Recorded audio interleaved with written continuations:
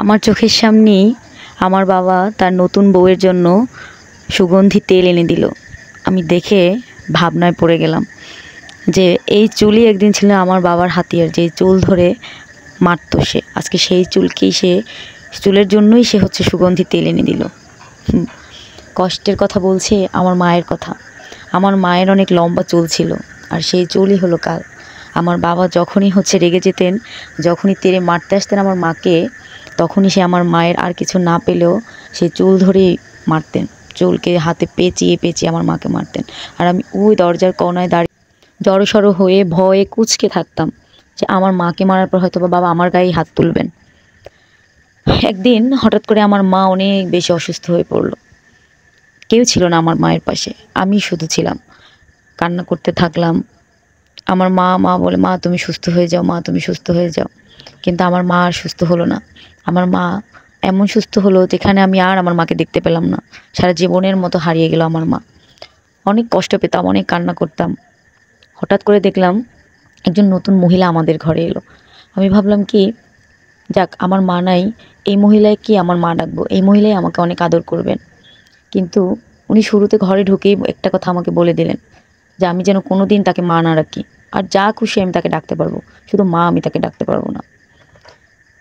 আমি আমার বাবাকে সে কথা বলতে পারলাম না, কারণ আমার বাবা আমাকে বলে দিয়েছিল এটা তোমার নতুন মা, এ তোমাকে অনেক আদর করবে, তুমি এনার সাথে কিছুতেই মুখ লাগাতে যাবে না।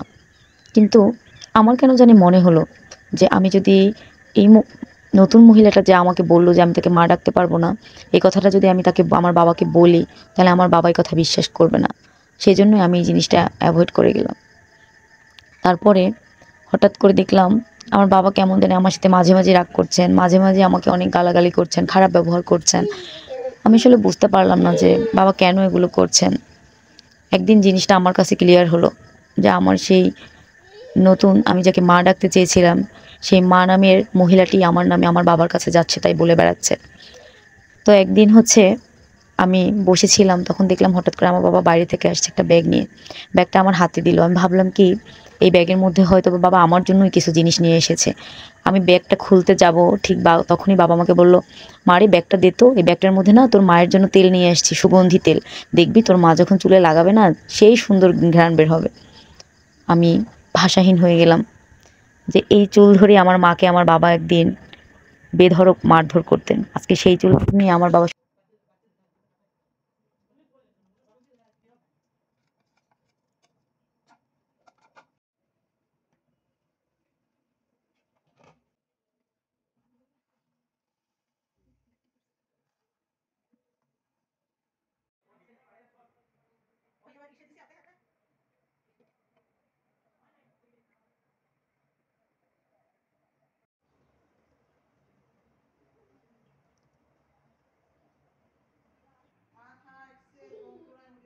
কই কই